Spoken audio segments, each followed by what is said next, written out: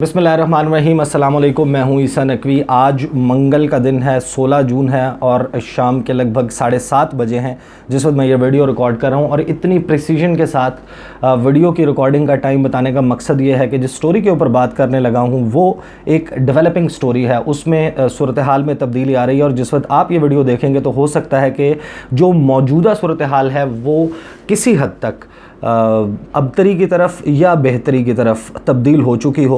और जो सिचुएशन है वो आप थंबनेल भी देख चुके होंगे, टाइटल भी देख चुके होंगे वीडियो का। इसके हवाले से बात करनी है, मैं आपको बता देता हूँ। लेकिन एट द आउटसेट मैं आपको तज़किरा कर दूँ कि अब से थोड़ी देर पहले ISI हेडक्वार्टर्स में एक इंतहाई अहम बैठक हुई है, एक इंतहाई अहम मीटिंग हुई है। पाकिस्तान की तमाम अस्करी क़यादत इस मुलाकात में मौजूद थी और DG/ISI लेफ्टिनेंट जनरल फैज़ हमीद की जानिब से एक अहम जो है वो ब्रीफिंग दी गई है पाकिस्तान की अस्करी क़यादत को। इसमें chairman joint chief of staff committee general Nadeem Raza, chief of army staff general Qamar Javed Bajwa, उसके साथ साथ जो नेवल चीफ़ हैं पाकिस्तानी बहरिया के ज़फ़र महमूद अब्बासी साहब, और पाकिस्तानी एयर फोर्स के एयर चीफ़ मार्शल मुजाहिद अनवर ख़ान, ये तमाम लोग मौजूद थे। और इस ख़ित्ते में होने वाली अहम तरीन डेवलपमेंट्स उससे उनको इस सिचुएशन के हवाले से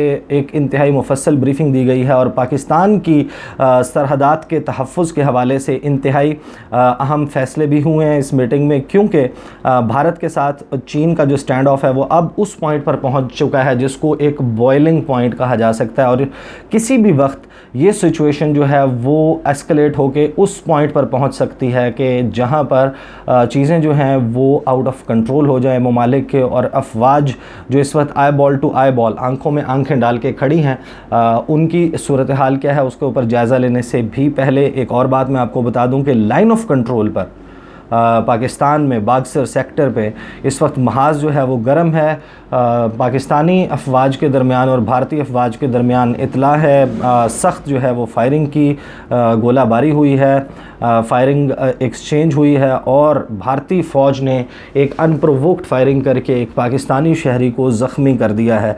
और ये सूरत हाल जो है वो अगर आप दिफाई माहिरीन की नज़र से देखें तो उनके मुताबिक क्योंकि भारत को एक इंतहाई सख्त फ़ौजी अस्करी सूरत हाल का सामना है, तो उससे तवज्जो हटाने के लिए भी ये एक एफ़र्ट हो सकता है कि लोगों को बात करने के लिए लद्दाख के अलावा भी कोई मौजू मिले।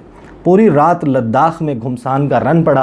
क्या सूरत हाल हुई उसके हवाले से मैं आपको तफसीलात बताता हूँ। मैंने जिस वक्त ये वाक़यात शुरू हुए थे, मैंने एक दोस्त से तज़किरा किया था। गुज़श्ता रोज़ UAE में होते हैं, मैंने उनको मैसेज किया था कि इस किस्म की इतलात आ रही हैं कि कुछ गड़बड़ चल रही है लद्दाख में और कन्फंट्रेशन जो है वो बढ़ रही है। कल इसके हवाले से तफसील इस वजह से नहीं बताई क्योंकि ये जो हाईली मिलिट्राइज्ड जोन है जहाँ पर भारतीय मीडिया को भी, जो कि चिल्ला कर आपने देखा है कि किस किस्म की जो है वो मैराथन ट्रांसमिशंस होती हैं अपने हमसायों के हवाले से, पाकिस्तान के हवाले से। लेकिन ये बात तो वाज़ेह है कि भारतीय फ़ौज की जो पिटाई हुई है उसके ऊपर भारतीय मीडिया जो है उसमें एक अजीबो गरीब किस्म की साइलेंस, एक ऐसी खामोशी है जिसको जो है वो शायद कोई मुनासिब नाम भी ना दिया जा सके। लेकिन सांप सूंघा हुआ है भारतीय मीडिया को, इसके हवाले से कोई रिपोर्टिंग जो है वो उस तरीके से नहीं हो रही जिस तरीके से हमें झल्लाया हुआ और एक टॉप ऑफ देयर लंग्स चीखता हुआ भारतीय मीडिया नज़र आता है। मैं आपको क्रोनोलॉजी ऑफ इवेंट्स के किस तरीके से अनफोल्ड हुए, वाक़यात क्या हुए उसके हवाले से बताता हूँ। लेकिन 3 सोल्जर्स के बारे में, एक आर्मी ऑफिसर और 2 जवान, उनके बारे में तो ज़ाहिर है सबने रिपोर्ट किया है, मिल गया होगा। लेकिन अब जो इतलात आ रही हैं लद्दाख से वो इंतहाई भयानक हैं। और कुछ ज़राए ये दावा कर रहे हैं कि 34, आई विल रिपीट, मैं इसको दोहराता हूँ, 34 भारतीय फ़ौजी इस वक्त मिसिंग हैं, लापता हैं। और इनके बारे में मुतज़ाद किस्म की इतलात हैं। ये भी कहा जा रहा है कि इस लड़ाई के दौरान ये भागे हैं, इन्होंने रिट्रीट करने की कोशिश की है और ये वहीं पर पहाड़ों में किसी मकाम पर मौजूद हो सकते हैं। और साथ ही ये भी कहा जा रहा है कि ये इस वक्त कस्टडी में हैं चीनी आर्मी के। सिचुएशन इस वक्त एग्जैक्टली क्या है ये ऑन ग्राउंड अभी तक इसकी तफसीलात बाहर नहीं आई, लेकिन सुबह 7:30 बजे से इस वक्त गलवान वैली का जो सेक्टर है उस पर मीटिंग जो है वो जारी है। भारतीय फ़ौज और चीनी फ़ौज की जो क़यादत है मेजर जनरल लेवल के ऊपर मुलाकात इस वक्त जारी है और 12 घंटे के गुजरने के बावजूद इसका कोई नतीजा नहीं निकला। तो आप अंदाज़ा लगा सकते हैं कि सूरत हाल कितनी टेंस है। जो एक ब्रीफ स्टेटमेंट भारतीय आर्मी की तरफ से जारी की गई है वो मैं आपको पढ़ के सुनाता हूँ, फिर मैं आपको बताऊँगा कि उसके ऊपर चीनी फ़ॉरेन मिनिस्ट्री के तर्जुमान ली जियानज़ाओ जो कि अब से कुछ अर्सा पहले तक इस्लामाबाद में चीनी सफारत खाने में डिप्टी हेड ऑफ मिशन या नाइब सफ़ीर की ज़िम्मेदारियां सर अंजाम दे रहे थे, उन्होंने क्या कहा। आप इन दोनों की स्टेटमेंट सुन लें, फिर मैं आपको बताता हूं कि गुज़श्ता रात क्या होता रहा। पहले मैं आपको बता देता हूं कि भारतीय आर्मी ने क्या कहा। भारतीय आर्मी कहती है कि during the D escalation process underway in the Galwan valley a violent face of took place yesterday night with casualties. The loss of lives on the Indian side includes an officer and 2 soldiers. Senior military officials of the two sides are currently meeting at the venue to defuse the situation. यानी कि भारतीय army के मुताबिक 2 जवान और 1 अफसर, और जो अफसर है जिनके बारे में कहा जा रहा है वो इन्फेंट्री जो यहाँ पर डिप्लॉयड है बटालियन, उसके कमांडिंग ऑफिसर कर्नल रैंक के ऑफिसर हैं जिनको मार दिया गया है। गोली नहीं चली, ये कहा गया है कि इस सेक्टर के ऊपर इस लड़ाई में गोली नहीं चली, फिस्ट फाइट हुई है, धींगा मुश्ती हुई है, पथराव हुआ है और बाकायदा एक दूसरे को रॉड्स से मारा गया है। और कैजुअल्टीज़ जो हैं वो इंडियन मीडिया जो है वो सोर्सेज से क्लेम कर रहा है कि दोनों जानिब हुई हैं, यानी कि चीनी फ़ौज का भी नुकसान हुआ है। मैं आपको जिस वक्त ये एक्सप्लेन करूंगा कि वहाँ पर इस वक्त डिप्लॉयमेंट किस किस्म की है तो आपको अंदाज़ा होगा कि सिचुएशन किस किस्म की है और कितनी फ्लेयर अप हो सकती है। इसके बाद जो है वो आ जाते हैं चीनी फ़ॉरेन मिनिस्ट्री के तर्जुमान ली जियानज़ाओ के बयान की तरफ। वो कहते हैं कि our border troops had a high level meeting and reached important consensus on easing the border situation, but astonishingly on June 15 the Indian troops seriously violated our consensus and twice crossed the border line for illegal activities and provoked and attacked Chinese personnel, which led to serious physical conflict between the two sides, and China has lodged strong protest and representation with the Indian side. इसमें कोई तस्करा नहीं है किसी फ़ौजी के मारे जाने का, इसमें कोई तस्करा नहीं है कैजुअल्टीज़ का या इंजरीज़ का। अलबत्ता ली जियानज़ाओ ने ये भी कंफर्म कर दिया है कि ये वाक़या जो है वो लद्दाख में हुआ है। अब 2 से 3 बातें। मैं जब गुज़श्ता कुछ अरसे से 6 जून से खुसूसन जिस वक्त ये पहली मीटिंग हुई थी जो कि मेजर जनरल और लेफ्टिनेंट जनरल के दरमियान हुई थी, भारतीय साइड से कोर कमांडर थे उन्होंने शिरकत की थी और मेजर जनरल जो हैं वो चीनी साइड के उन्होंने शिरकत की थी। उस मीटिंग के बाद से मैं ये कह रहा था कि जो डी एस्केलेशन के हवाले से, इस मामले को हल करने के हवाले से भारतीय मीडिया उसे जो रंग देने की कोशिश कर रहा है, सूरत हाल वैसी नहीं है। भारतीय फ़ौजी क़यादत, भारतीय सियासी क़यादत अपनी आवाम से, अपने मीडिया के ज़रिए बाकायदा जो है वो झूठ बोल रही है और मीडिया एक एडर एंड अबैटर का रोल प्ले कर रहा है। मोदी के हाथ में खेल रहा है भारतीय मीडिया और इस झूठ को भारत में फैलाया जा रहा है। उनको असल सूरत हाल नहीं बताई जा रही। भारतीय इलाका जो है वो चीनी फ़ौज के कब्ज़े में है, जो कि भारतीय क्लेम के मुताबिक भारतीय इलाका है, जबकि चाइनीज़ क्लेम के मुताबिक उससे भी मज़ीद आगे इलाका है जिसके ऊपर उनका क्लेम बनता है। कुल चाइना का जो क्लेम है लद्दाख में वो 90,000 मुरब्बा मील है। सारी सिचुएशन को समझने के लिए जो सबसे अहम बात है वो मैं आपको ये बता देता हूँ कि ये फेस ऑफ, ये जो स्टैंड ऑफ शुरू हुआ था लद्दाख में, पैंगोंग लेक में, जो ईस्टर्न लद्दाख के सेक्टर्स हैं उसमें 3 जगह के ऊपर जो पैंगोंग लेक है, गलवान वैली है और दौलत बेग पास है, इसके साथ इन 3 एरियाज़ में जो है वो हैवी कंसंट्रेशन चाइनीज़ आर्मी और भारतीय आर्मी की मौजूद थी। और साथ ही सिक्किम में जो कि नकूला पास है उसका एरिया और डोकलाम प्लेटो का एरिया, इन जगहों पर डिप्लॉयमेंट हुई थी।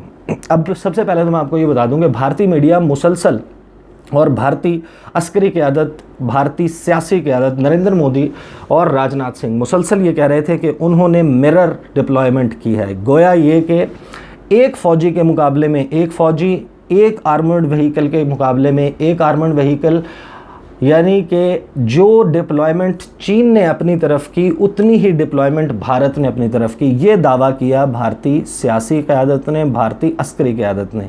और अगर इस सूरत हाल में कोई फिस्ट फाइट हुई है, जो फिज़िकल ब्रॉल के जिसे कह सकते हैं, एक ऐसी स्कर्मिश जिसमें धींगा मुश्ती शामिल है और जिसमें यूज़ ऑफ सोफिस्टिकेटेड वेपन्स साबित नहीं हो रहा, जिसका मतलब यह है कि ऐसा असलहा, आतशी असलहा जो है वो इस्तेमाल नहीं हुआ कि जिसके सोफिस्टिकेटेड या जिसके जदीद होने से, जिसकी जिद्दत के बायस ये समझा जा सके कि क्योंकि चीनी फ़ौज के पास ज़्यादा सोफिस्टिकेटेड वेपन्स थे तो उनको गलबा मिला। ये बाकायदा धींगा मुश्ती और ये ऐसी लड़ाई थी, और लड़ाई भारतीय मीडिया के कोर्ट के मुताबिक, भारतीय सियासी क़यादत और अस्करी क़यादत के कोर्ट के मुताबिक ये एक मिरर डिप्लॉयमेंट यानी कि इक्वल नंबर ऑफ सोल्जर्स के दरमियान थी। दोनों जानिब एक जितने फ़ौजी मौजूद थे, और उसके दरमियान अगर इस किस्म की इतलात आ रही हैं कि एक भारतीय जो कि आम बंदा नहीं था, जो कि कमांडिंग ऑफिसर था, कर्नल रैंक का था, वो 2 जवान जिनको वो तस्दीक कर रहे हैं कि वो मारे गए हैं इस फिस्ट फाइट में, और 34 फ़ौजी जिनकी अनकन्फर्म्ड गैर मुसद्दका इतलात आ रही हैं कि वो मिसिंग हैं।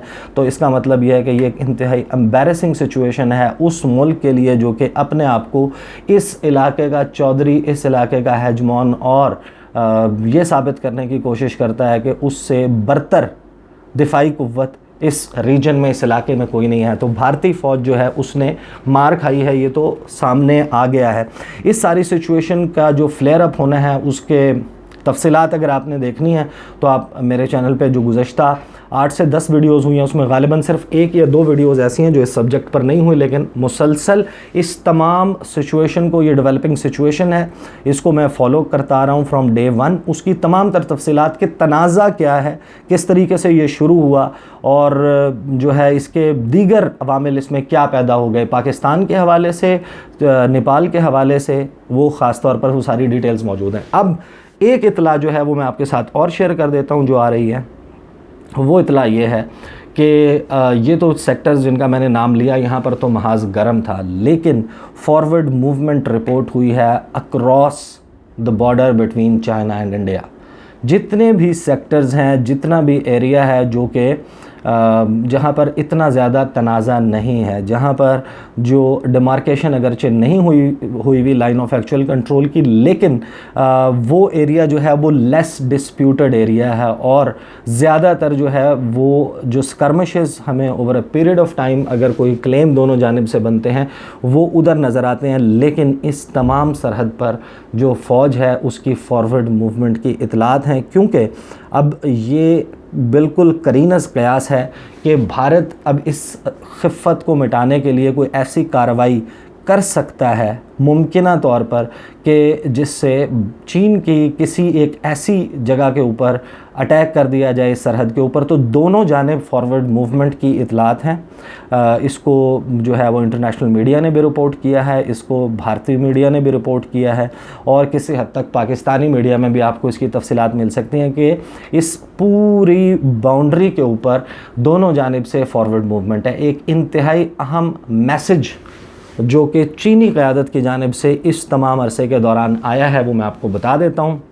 उसका तज़किरा मैं एक और वीडियो में कर चुका हूँ, लेकिन इस वजह से ये बताना ज़रूरी है कि इस करंट स्टैंड ऑफ में जो चाइना की तरफ से मैसेजिंग की जा रही है बड़ी डेलिकेट किस्म की, वो बहुत मैटर करती है और उसको समझना बहुत ज़रूरी है। एक तो ये कि जिस वक्त ये सारा स्टैंड ऑफ चल रहा था तो चीनी सदर शी जिनपिंग ने अपनी फ़ौज को बैटल प्रिपेयर्डनेस का ऑर्डर जारी किया बाकायदा। जिस वक्त हांगकॉन्ग के हवाले से एक बिल पास हो रहा था, नई लेजिस्लेशन हो रही थी चाइना में, बीजिंग में, उसके साथ ही उसी दौरान बड़ा तिलमिलाया हुआ था अमेरिका, और इसके तमाम जो हवाले हैं कि अमेरिका का क्या किरदार है, ऑस्ट्रेलिया किस तरीके से जंप इन हुआ इस लड़ाई में, पाकिस्तान का जो है वो मामला क्या है, सी पैक के हवाले से, ओबोर के हवाले से, वो तफसीलात मैं बता चुका हूँ। लेकिन सदर शी जिनपिंग ने ऑफिशियली ये कहा कि बैटल प्रिपेयर्डनेस, जंग की तैयारी करे चीनी फ़ौज। उसके बाद जब ये सारे वाक़यात हो गए, स्कर्मिशेस हो गई, तो दोनों भारत और चीन ने यह फ़ैसला किया कि हम बातचीत से इसको तय करेंगे, हल करेंगे मामले को। लेकिन जब 6 जून को ये मुलाकात लेफ्टिनेंट जनरल भारतीय फ़ौज के और मेजर जनरल चीनी फ़ौज के जिस वक्त ये मुलाकात की जा रही थी, उस वक्त सीसीटीवी चाइना, जो कि चीन का सरकारी टेलीविज़न है, नशरियाती इदारा है, उसके ऊपर एक क्लिप, ऑफिशियली एक वीडियो क्लिप रिलीज़ किया गया। और उस वीडियो क्लिप में चीनी फ़ौज के पैराट्रूपर्स की, फ़ौजी दस्तों की, इन्फेंट्री की, आर्मर्ड व्हीकल्स की जो मूवमेंट है वो दिखाई गई। और वो मूवमेंट कहीं और से नहीं, सेंट्रल चाइना के हुबei प्रोविंस, जिसका दारुल खिलाफा वुहान है, वहाँ से फ़ौज मूव करके इस सेक्टर में, पेंगोंग लेक में, और मज़ीद जो उसकी जो रीइंफोर्समेंट है दस्तों की, यानी कि जो मज़ीद दस्ते पहुंचाए गए वो गलवान वैली में, इन सारे एरियाज़ में ये दस्ते पहुंचते हैं। एंड वस्ती चाइना से, और इसकी इंटरनेशनल कॉनोटेशन ये है कि आप ये समझ सकते हैं कि जिस वक्त ये कहा जा रहा था कि चीन की गालिबन कमर टूट गई है और चीन जो है वो वायरस की वजह से बहुत सख्त जो है वो सूरत हाल का सामना है चीन को, वो सारी सूरत हाल को आप समझ लें कि चीन ने ये मैसेजिंग दी है, बड़ी स्ट्रॉन्ग किस्म की मैसेजिंग दी है कि हम जो हैं वो कमज़ोर नहीं हुए। सूरत हाल इस वक्त भी जारी है, भारतीय मीडिया झूठ पे झूठ बोले जा रहा है और भारतीय अवाम उस झूठ को एक्सेप्ट किए जा रहे हैं। इस हवाले से जो भी सिचुएशन मज़ीद डेवलप होती है, पाकिस्तान भी इस तमाम सूरत हाल का जायज़ा ले चुका है, इसके हवाले से मैं आपको अपडेटेड रखूँगा। अगली वीडियो में आपके साथ मुलाकात होगी, मुझे इजाज़त दीजिए, अल्लाह हाफ़िज़।